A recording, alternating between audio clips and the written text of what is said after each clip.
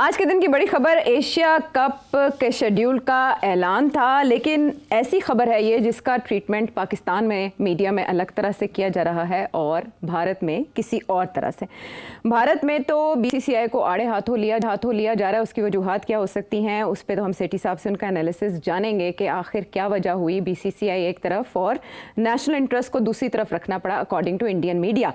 But इससे पहले, आज से तकरीबन 2 हफ्ते पहले, हम एक ऐसे मकाम पे थे जब जो एसीसी की बोर्ड मीटिंग थी जिसको होस्ट मोहसिन नकवी साहब ने करना था, उसका इनेकाद भी खतरे में लग रहा था और उसके बाद यूं लग रहा था जैसे एसीसी टूर्नामेंट का इनेकाद भी खटाई में है।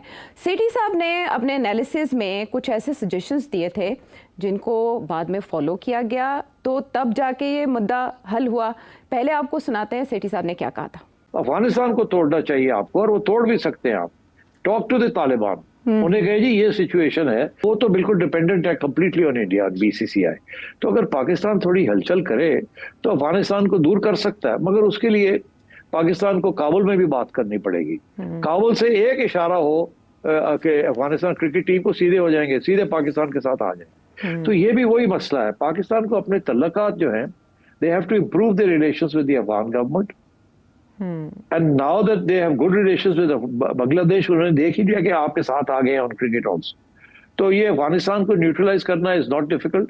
जी सेठ साहब, देखें, आपने क्लियरली बोला कि लाइन ऑफ एक्शन क्या होनी चाहिए इस सिचुएशन में जहां भारत अवॉइड कर रहा था किसी न किसी तरह से डिस्क्रेडिट करने के लिए एसीसी को। उसके फौरी बाद हमने देखा पीर के दिन से मोहसिन नकवी साहब के विजिट स्टार्ट हुए। पहले वो काबुल गए और उसके बाद उन्होंने ढाका तक का विजिट किया और उसके बाद हमने देखा एक कीमियाई तब्दीली रूनुमा हुई। एसीसी का इजलास भी हो गया, उसमें भारत की शिरकत भी होगी और आज मोहसिन नकवी साहब ने इतने शादान पुरमसरत चेहरे के साथ शेड्यूल का भी ऐलान कर दिया और बता दिया कि कब कब मैचेस होने जा रहे हैं। और उन्होंने कहा मजीद भी आगे सेकंड फेज में मुकम्मल शेड्यूल का ऐलान हो जाएगा। यूएई में होने जा रहा है ये टूर्नामेंट। क्रेडिट आप किसको देते हैं इसका?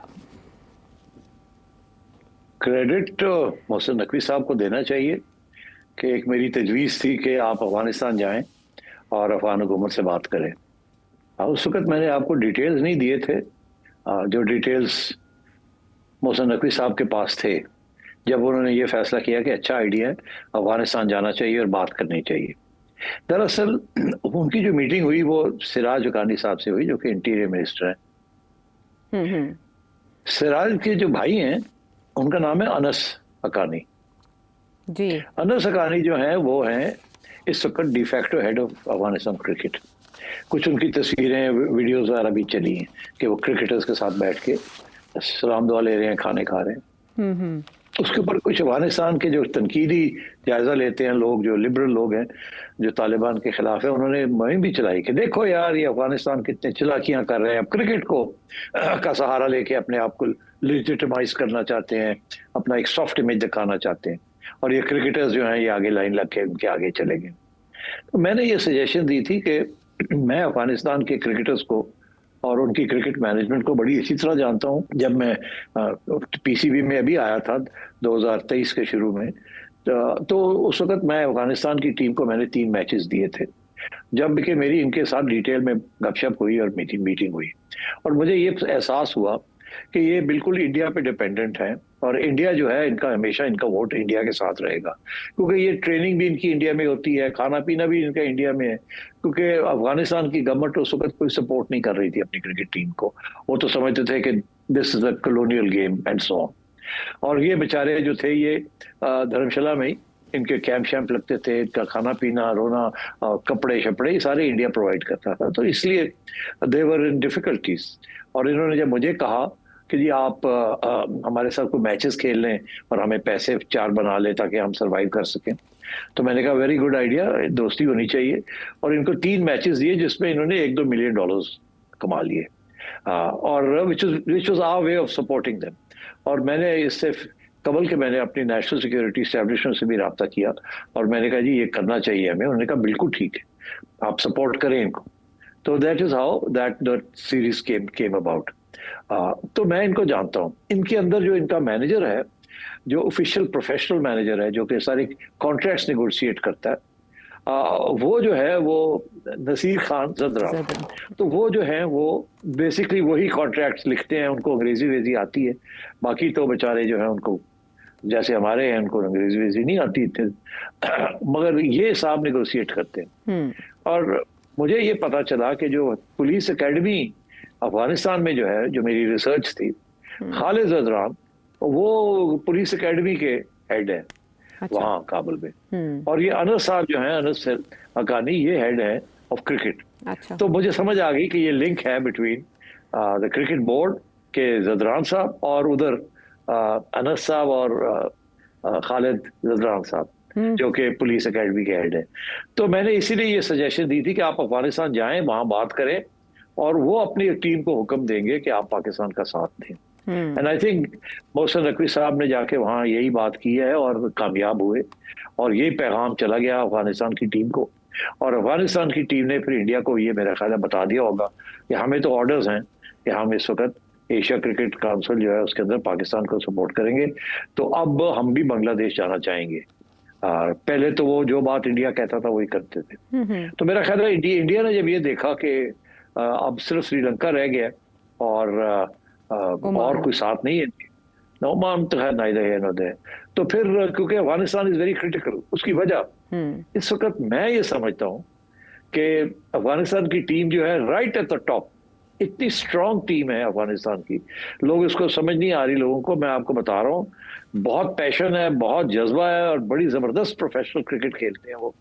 और वो ऐसे जैसे कि विद वेंजेंस खेलते हैं, जैसे हम इंडिया के खिलाफ खेलते हैं ना ऐसे करके, अफगानिस्तान हमारे खिलाफ ऐसे करके खेलता है। तो ये मैंने खुद देखा है और आपने भी देखा है। और वो लड़ाई झगड़े जैसे हमारे इंडिया के साथ होते हैं, वैसे अफगानिस्तान के साथ भी उसी किस्म के मसले पहले चल रहे थे। शारजा के अंदर आपको याद होगा क्या हुआ था, एक जब अफगानिस्तान जीता था तो उसके बाद काफी शोर शराबा हुआ था।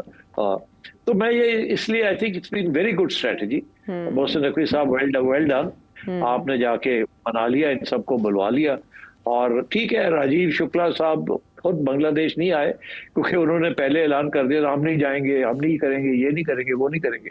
मगर उन्हें इस बात का जब एहसास हुआ कि हम गेम हाथ से निकलती जा रही है और वन बाय वन जो लोग हैं वो चाहते हैं एशिया कप हो, और अगर हम तावन नहीं करेंगे तो एशिया कप नहीं होगा। एशिया कप नहीं होगा तो ये छोटे मुल्क जो है इनको पैसे कुछ नहीं मिलते, और पैसे जो आते हैं एशिया कप में वो इंडिया पाकिस्तान के मैच के आते हैं। सो आई थिंक दैट ये pressure we should use and we have used कि ये सबको अपने साथ लेके चले, ताकि सारी गेम जो है ना, स्वाय इंडिया पाकिस्तान के क्रिकेट बोर्ड्स, बाकी क्रिकेट बोर्ड्स के पास कोई पैसा वैसा कोई नहीं, सारे जो है ना बैंकरप्ट है। ये श्रीलंकन के पास भी कुछ नहीं है, बांग्लादेश के पास भी कुछ नहीं है। एंड सो इनके लिए ये बड़े मैचेस वेरी इंपॉर्टेंट, इनको 4 पैसे मिल जाते हैं फ्रॉम ऑल दिस, और वो पैसे आते हैं इंडिया पाकिस्तान के मैचेस से। तो I think India lost the support of some of these people. इन्होंने उनको कहा कि देखें ये एशिया कप होना चाहिए और पाकिस्तान को खेलना चाहिए, और आपको भी पाकिस्तान के साथ खेलना चाहिए, नहीं तो एशिया कप चला जाएगा और हमारे सारे लोग जो है छोड़ जाएंगे। तो इसलिए आई थिंक इस किस्म की politics was prevailed, and I think Mohsin Naqvi did a great job. और वो इंडिया को आइसोलेट करने में कामयाब हुए, जिसके बाद हमने ये देखा कि 4 भारत को आना ही पड़ा, और फिर शेड्यूल का ऐलान भी हो गया। लेकिन सिट साहब, ये शेड्यूल का ऐलान 26 जुलाई को हुआ है, जब भारत में कारगिल विक्ट्री डे मनाया जा रहा है और बकौल मोदी सरकार के ऑपरेशन सिंदूर जारी है। तो ऐसे में क्वेश्चनिंग हो रही है इंडियन मीडिया में बीसीसीआई से कि इसकी मॉरल इम्प्लीकेशंस क्या होंगी playing with Pakistan during war times. तो आप क्या समझते हैं कि वहाँ क्यों ये कहा जा रहा है कि नेशनल इंटरेस्ट के ऊपर आपको रेवेन्यू बहुत प्यारा है? देखिए, बीसीसीआई जो है ना, वो एक्चुअली प्राइवेट सेक्टर का इदारा है, अभी तक वो गवर्नमेंट का इदारा नहीं है। तो बीसीसीआई की तरफ से भी ये कोशिश होती है कि हम खेलें और 4 पैसे बनाएं, बिकॉज मनी इज, सब पैसे के पीछे ये सारी गेम। और बाय द वे इट्स अरबों रुपए की गेम है, millions and millions of dollars की ये गेम है। तो इसलिए प्रेशर तो बीसीसीआई की तरफ से भी होगा कि वी कांट अवॉइड।